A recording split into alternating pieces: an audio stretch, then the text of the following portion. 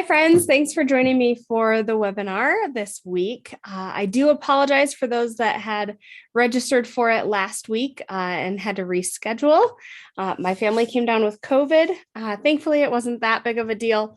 Our little guy still has it. He's still coughing a little bit, but the rest of us are mostly back to normal. So I do appreciate your grace and the emails of concern that I received. I thought those were so sweet. I appreciate our customers. We truly have the best. So this month, we're doing a webinar, obviously, on peer-to-peer fundraising. I'm curious, as we're starting the webinar, I'm curious to know what peer-to-peer fundraisers you are doing in the coming months. So please share in the chat what you're doing and when it is. I expect there's going to be a lot of walks this spring.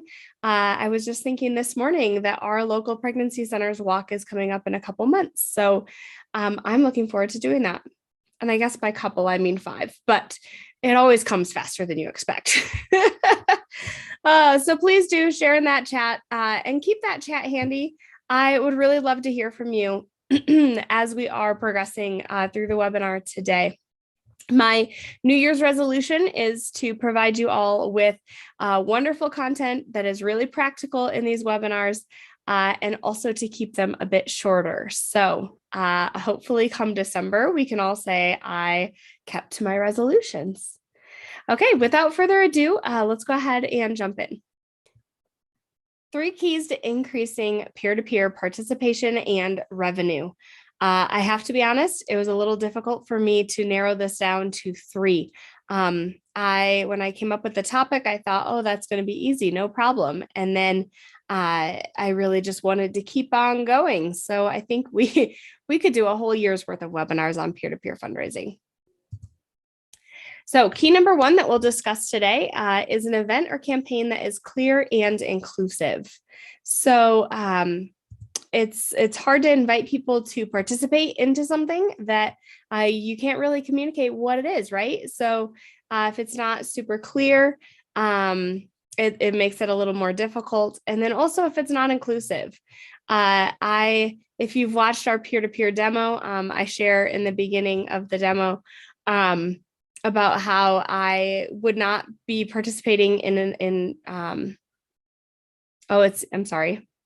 It's actually our downloadable thing. I wrote that right before I had my youngest son, and I said, "Hey, if you're doing a 5K, you can count me out." So, so having a clear and inclusive event is going to be key number 1. On the screen, a fundraiser that anyone can participate in. So participate. That was a tougher word than it should have been. Like I said, when I was 8.5 months pregnant, I would not have been participating in your 5K. So, if you are doing an activity-based event, that's great, like a walk or a 5K. But just so that you don't keep people in the margins, those you make it available to everyone, make it really inclusive. Offer options for those that can't run or can't walk. Maybe they show up and they pray, or they do something in their neighborhood.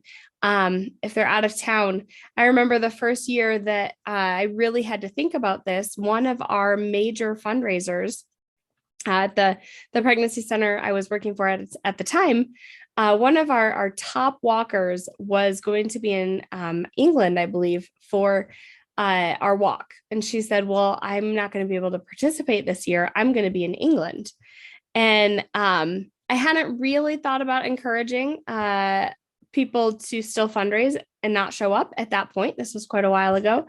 And I said, well, why not? Like, the goal of this is really to raise funds so that we can continue with our ministry.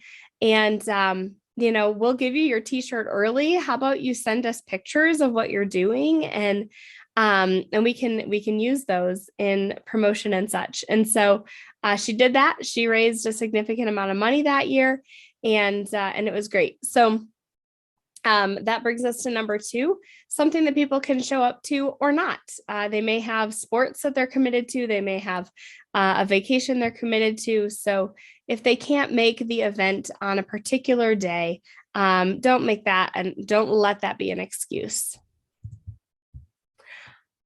And then also in regarding clarity, clearly share how they are making a real difference with their participation. So how are like practically what is happening that you need them to fundraise for you for. So again, if we are wanting to increase participation, we have to tell people why. Why are we asking for your participation? What kind of a real difference is it going to make? And I'd like to hear in the chat what this realistically looks like for you. I'm sure this, for many on our webinar today, is just affirmation of what you're already doing, this comment here. And so what are you doing that you could share with others that are watching that maybe are just doing their first event or don't have something that they've really like honed in at this point? So please share that in the chat. And then number 2 here, challenge with a goal. So again, making it clear, increasing participation. We want to set a goal so that people know what, not only what they are helping you with, but what you're trying to achieve through that. So are you trying to raise $1,000 or $20,000? Challenge them with a goal and then keep that goal front and center, which we'll talk about in a bit. Again, I record these early so that I can be live in the chat, and I absolutely love engaging with you all in the chat. So if you have questions, that is me. Please ask them. I am happy to chat and answer. If you are not watching live, you can always email me. sales@fundeasy.com comes right to my inbox. And if I'm not available, I do have team members with eyes on that as well. All right, so key number 1 was real quick. The next 2 aren't quite as quick. Key number 2, employ an online peer-to-peer fundraising platform. And I am not just saying that because I work at Fundeasy. I am saying that because I personally know this to be true. Key to success is having an online peer-to-peer fundraising platform. All right, and why? This list could have been a lot longer. Peer-to-peer fundraising platforms make things easier to communicate. That is really a broad comment. It's easier for you to communicate back and forth with those that are fundraising for you. It's easy for your fundraisers to communicate with those that they're asking for donations. Makes it easy to communicate your message, whether that's the message about your event, whether that's the message about how their funds are going to be used, and so on. I apologize. My voice comes and goes, and I feel like it's going a little bit. Darn COVID. So number 2, we really engage, peer-to-peer platforms engage social networks. That is what they are designed around, is to really give an easily shareable thing to share on social networks and to get donations. It makes it easy to give for donors. They don't have to have cash on hand. They don't have to have a check. They don't have to be billed later. They don't have to do any of that stuff. They can just hit give and give with their credit card. And most of us, I would say, probably have your credit card saved on your browser. So like makes it just so simple. Also makes it easy to track. So we all know with peer-to-peer events, there's a lot of money back and forth and back and forth. So being able to track what has been received, what has not been received is so much easier when you are using a peer-to-peer platform. It also gives more confidence to your donors. If there's maybe your event has some younger kids that are fundraising and you hand a kid $20, you're like, well, here's $20 and we'll see if it gets to the organization or not, right? But if that person gives the $20 online, they automatically get a donation receipt from the organization. It clearly went to that organization directly. And that brings us to immediate receipting as well. Receipting after an event can be a chore, but when you're using a peer-to-peer platform, donations are automatically receipted and deposited before the fundraiser. So who doesn't love money in the bank before an event happens? When choosing a peer-to-peer fundraising platform, that platform must be professional and customizable. So really, think of campaigns that you've given to. Do you give if the page doesn't look secure? Do you give, I should say, do you have cash on hand at all times? You don't have to, obviously, when you're giving online. And have you ever stopped a donation if giving was complicated? I totally have. If it requires me to log in somewhere or fill out way more information than I feel is necessary for a gift. I have 2 young children, 2 under 2. It is very easy for me to get distracted in the middle of things. And I've totally done that when giving online. So it's, of course, important to be professional. And the customizable piece as well is huge. So I know there are other platforms out there where you can set up a fundraiser and it's just really all their generic stuff. With our fundraising platform, we allow you to really customize it so that the branding and the messaging all matches your organization. So in talking about success, because of course we want to increase peer-to-peer revenue, let's talk about what makes a fundraiser successful. I should say a participant here, because this is the person who's actually fundraising for you. The most successful fundraisers are those who personalize their fundraising page, engage in their fundraising page, and share. So peer-to-peer by FundEasy does make that super simple. Peer-to-peer is a powerful software that equips others to fundraise on your behalf. And I do want to jump in and talk about this a bit because I know a lot of those that attend our webinar already use our software. And so I want to jump in and just show you how to do these things and show you some of these things we're talking about. We also had a lot of people last year subscribe to our new All Access subscription. Maybe you've only used attendance in the past. The All Access subscription comes with peer-to-peer.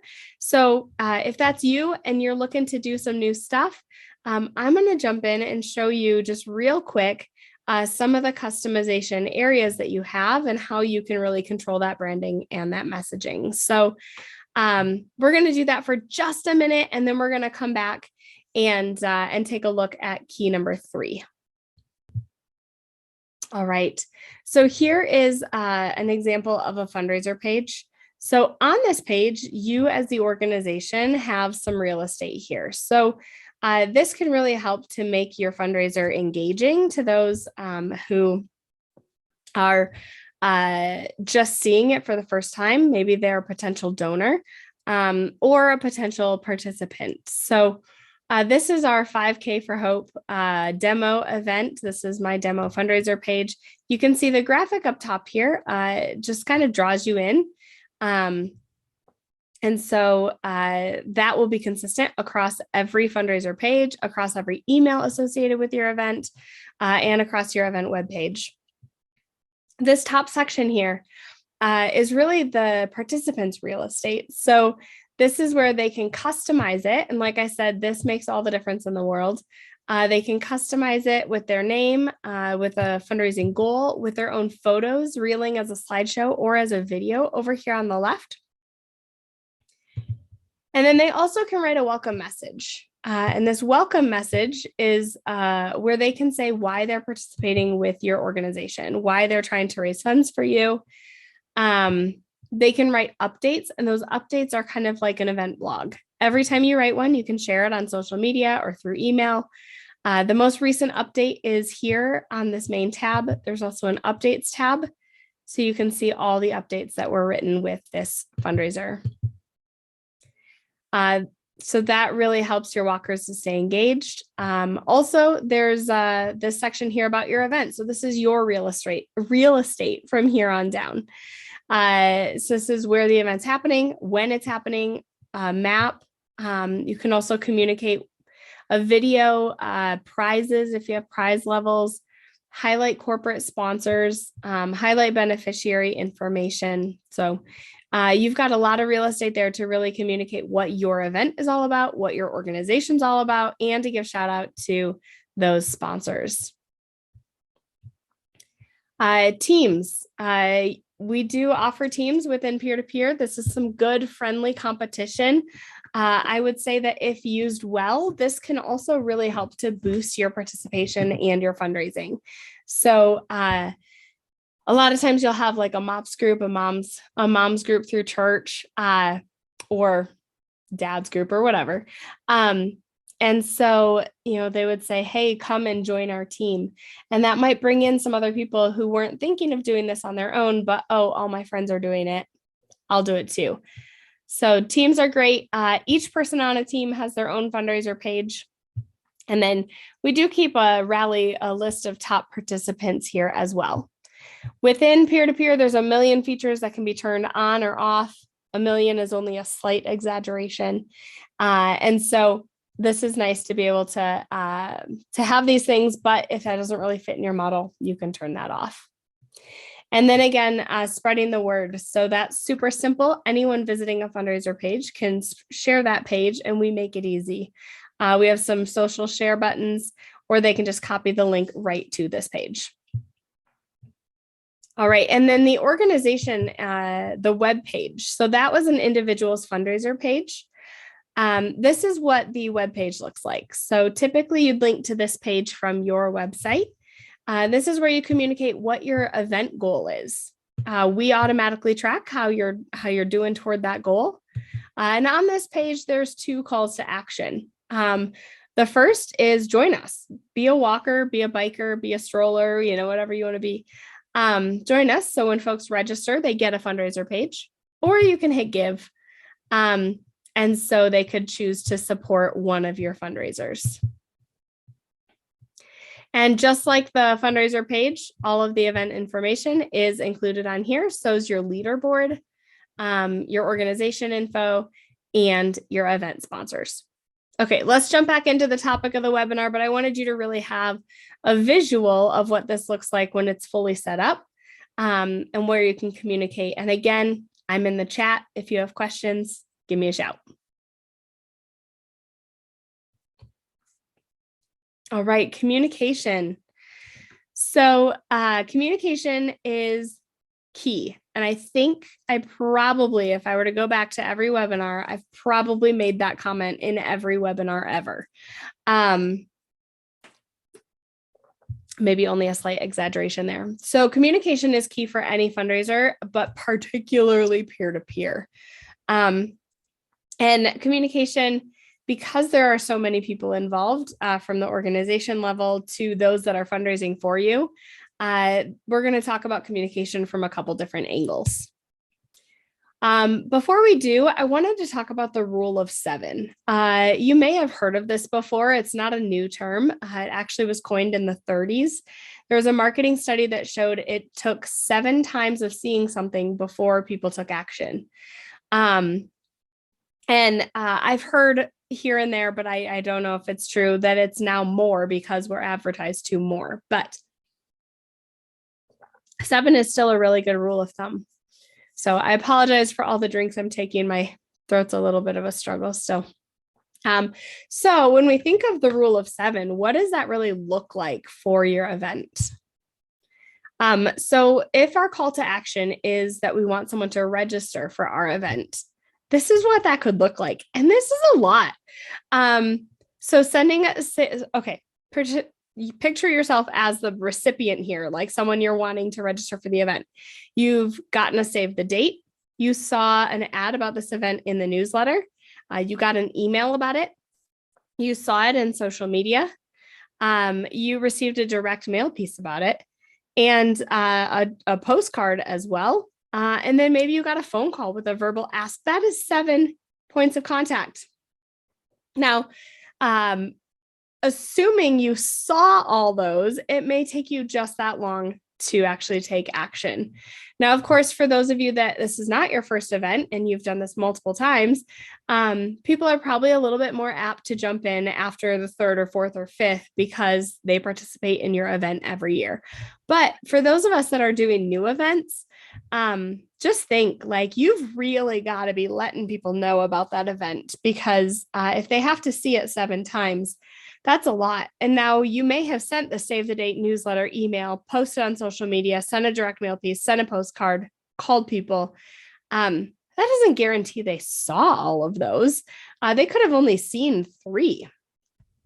So I'm picturing right now the stack of unopened mail on my table downstairs.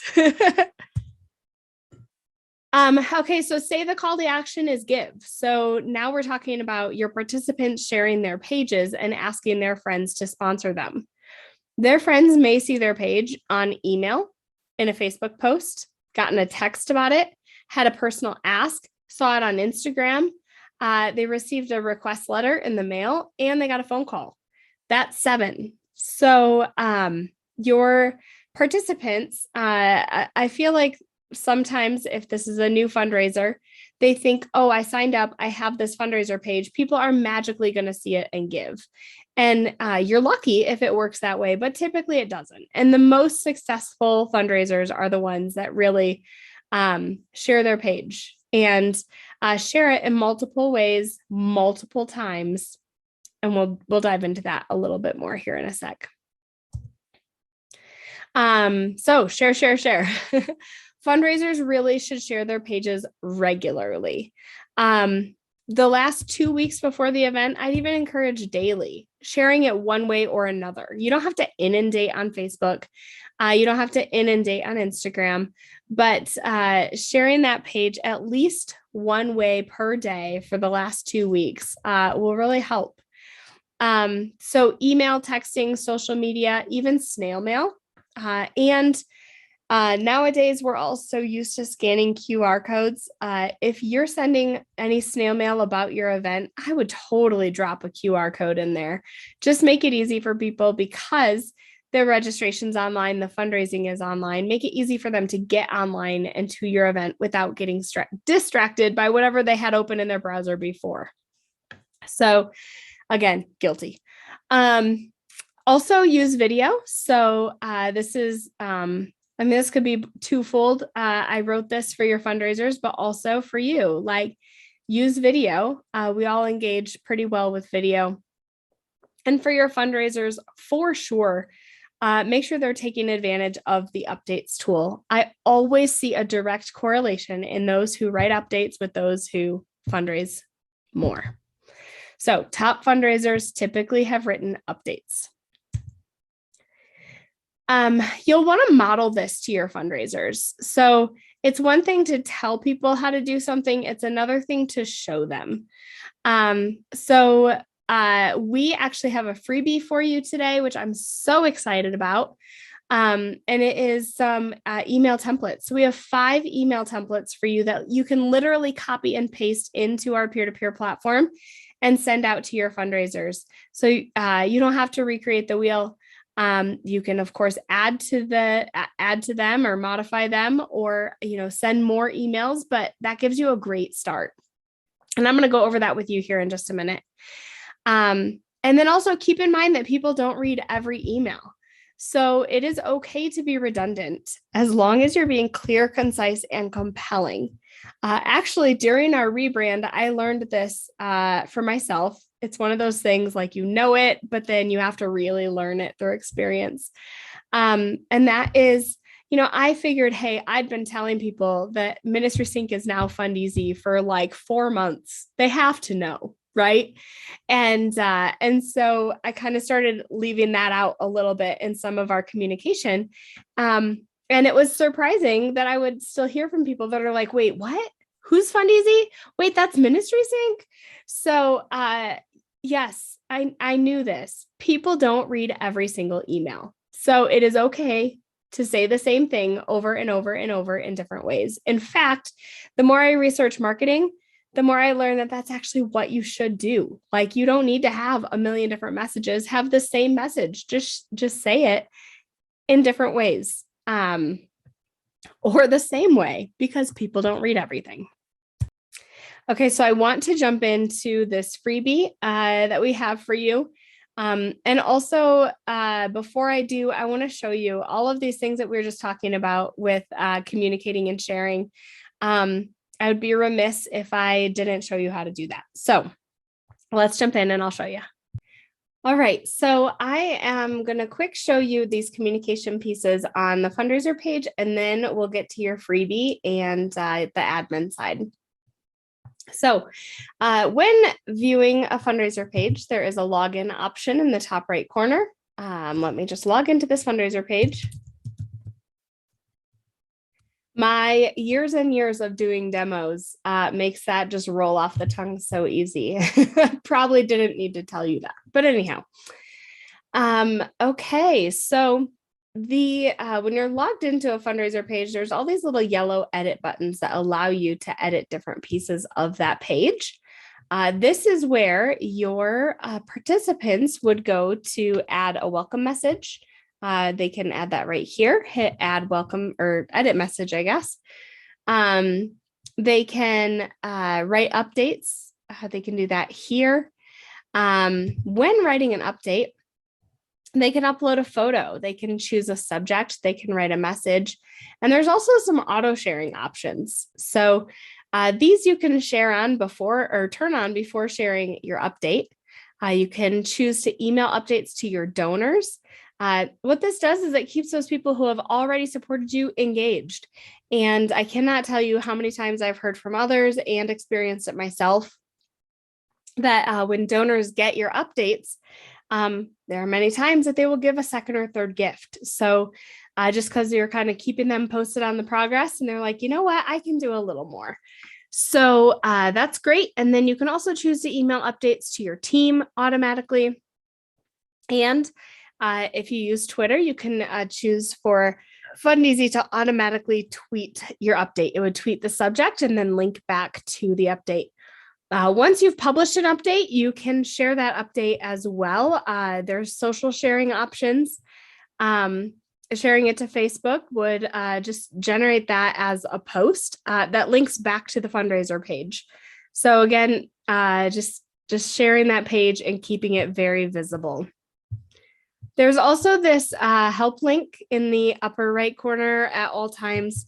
This help link has lots of articles. Something that could be really cool for you as an event coordinator. If you are stuck on what do I talk to these people about, you could always kind of comb through here and look at some of the tips or some of the frequently asked questions and just proactively share information with your fundraisers on different things associated with their page.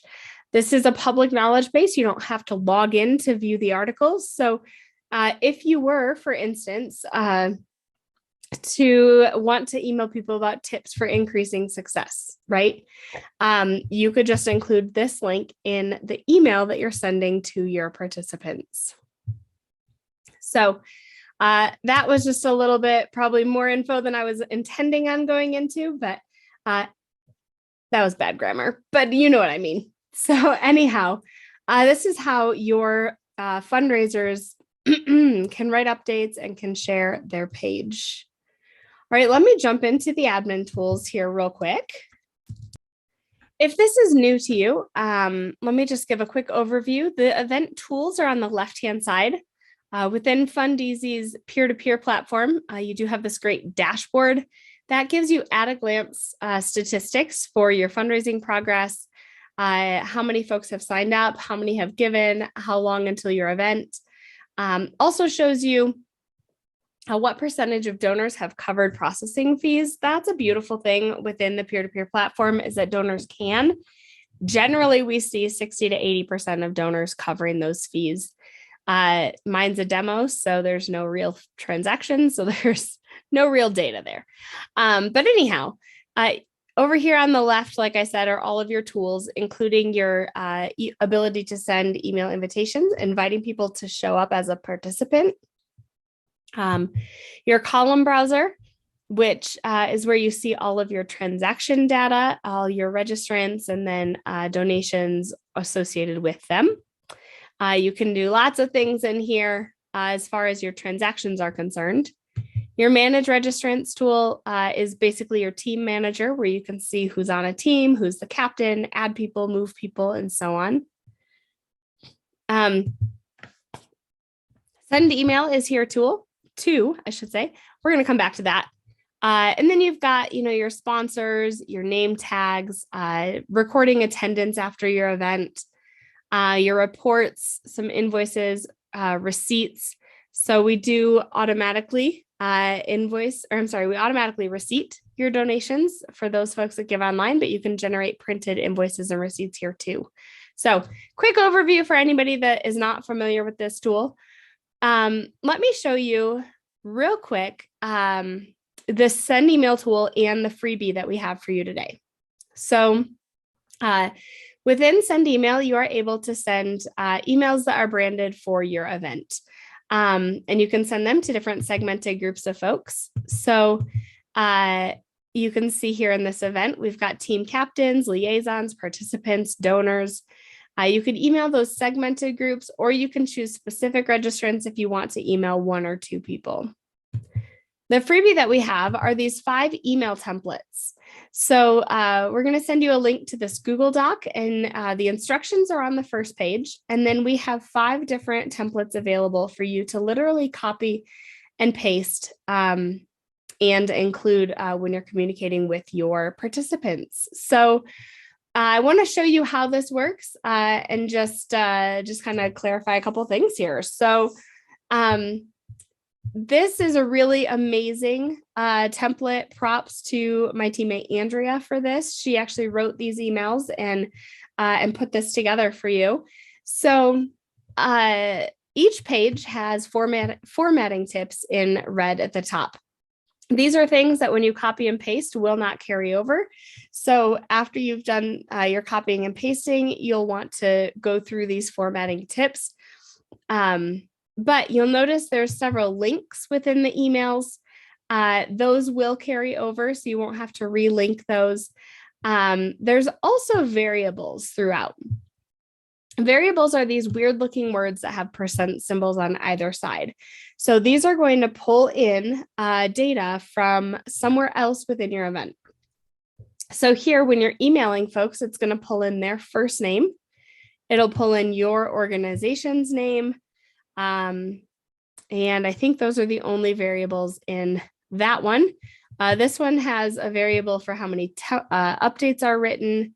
So you'll see just different variables peppered throughout these.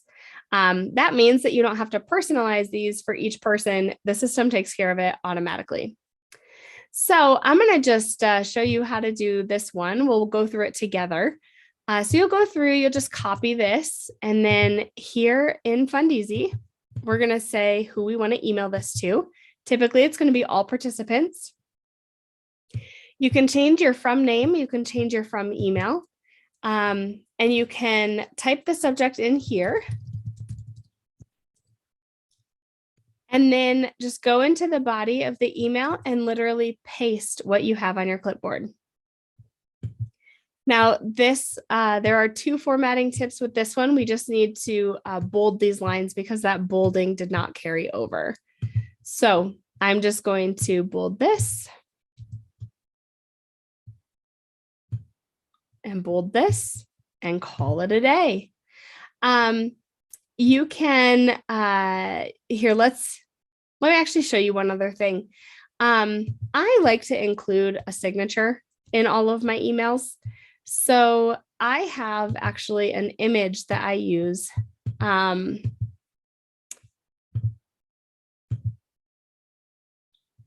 As a signature. So if you create a signature image, you can literally just drop that image right into your email. I just did this in Canva, super easy to create a little image there. So that just helps to make it a little bit more personal, I think. And then you can preview this as well. So you'll see, again, it takes on that formatting. And you'll see this no longer says hello weird, first name variable. It says hello Michelle. You've written 3 updates. So these are the places that the variables have actually pulled in data. So if you want to actually send that to someone, not all participants, but you want to check it out in your actual email client, you can always choose instead to email specific registrants. Look up the registrant. Select them. You can do 1 person, 2 people. As long as they're registered to your event, you can email them. So you select them and then hit send email. Your sent emails are saved in here. And if you click this caret, there's a handy little feature there that allows you to replicate a sent email as a new email. So if you sent it to yourself, you're like, okay, this looks good, then just go ahead and hit replicate, change the audience to email all participants, and you're good to go there. Now, when you write emails, they will be saved as a draft. You can always delete those or edit them. There's also the ability to schedule emails. So for a lot of these, you don't need to plug in any data right before you send it. So you could just schedule them and say, let me edit this. And then just say when you want to schedule it. Let's schedule it like a week before our event at 4 o'clock in the afternoon. Now make that 1 o'clock in the afternoon and schedule. And so when you do that, it will send, right now we have all participants selected. It will send to all participants who are registered at that point in time. So if you're writing this and there's only 2 people registered to your walk, but you're getting on this really early, and then there's 25 people registered, when the email goes out, it's going to all 25 of those people. Another great thing back here, I just want to show you one report. This also helps me as I'm communicating with people know really what to communicate. This report in this event is called the participant list. The name of this report actually changes based on what you call your participants. So if you call them walkers, this is going to be called the walker list, and so on. So here, you'll notice this shows lots of information. And if I scroll to the right, there's so much. Scroll to the right just until you see check marks and X's. And this gives you an idea of how people are actually using their pages and engaging with their pages. So this is a great thing to kind of lurk in on and use the information that you gather here to know how to best communicate, encourage, and support your participants. So here you can see, these are my 4 favorite columns: how many updates are written, if they've written a welcome message, if they've enabled email sharing, and if they've enabled Twitter sharing. You'll want to see a lot of check marks and not a lot of X's. If you're seeing a lot of X's, this is a great thing to start communicating with your participants about, encouraging them to turn on that email sharing, encouraging them to turn on that, to write a welcome message. I mean, every single one of these should have a blue check, right? If it wasn't a demo. But really, this is the easiest thing. It makes the page so personal. And then, like I mentioned earlier, I always see a correlation between people who have written updates and people who have raised significant amounts of money. So it just really shows that they are engaged. So keeping an eye on those updates, encouraging people who haven't written any is always a great idea. So this participant list here, walker list, biker list, fundraiser list, whatever it's called in your event, is magic. So tons of really good info in there. So again, this is your freebie. We really hope that you do take advantage of this, that it is helpful as you're communicating with your peer-to-peer fundraisers this year. And of course, if you ever have any questions, I always like to point this out when I have a captive audience. We do have an amazing support team. So if you click the question mark in the upper right corner, you have access to a knowledge base. This is a much greater knowledge base than that public one we looked at before. This will show you anything really on the back end. There's a section for training videos, and there's also a little Get Help button here. If you click that, it opens a chat. Andrea and Joe are currently working and happy to serve you. So you can always chat our support team. I believe 10 to 5 Central are our typical chat hours. So we want to make sure that you are getting the most out of our tool, and we will go out of our way to make sure that happens. All right, and we present these webinars to you and hope that they are super, super beneficial. One other thing I like to do within a webinar is to give a promo. If you are not using peer-to-peer at the moment, we would love to have you. We'd love to have you try out our software. You will love it. I did. It changed my my life, really. I work here now, but definitely changed our events, helped us to raise more. We do have 4 different subscription options. You can view them at fundeasy.com. You also can save 10% with the promo code from this month. This is going to be valid through February. And the promo code is 3 keys P2P. So that will give you 10% off your first year's subscription of any of our subscriptions. We also offer a 14-day money-back guarantee, so you can confidently subscribe. And if you decide it's not for you, just let us know, and we'd be happy to give you your money back. We'd be a little bit sad about it because we love the software and want you to love it too.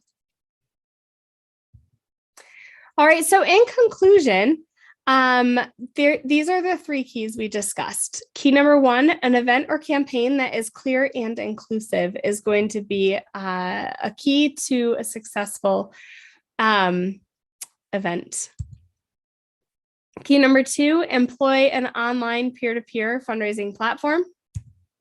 And 3, communication. I could have put a lot more exclamation points there. We do also have an event planners community group on Facebook. If you are not in this group, we would love to have you join. Go to fundeasy.com/event planners to join. I would like to know, for those of you that have stuck with us to the end here, what are your 3s? What's your 1 major takeaway? What are 2 new ideas to discuss with your team? And what are 3 things that you'll improve on for your next fundraiser? I really hope that this was beneficial to you. And please let me know how it was.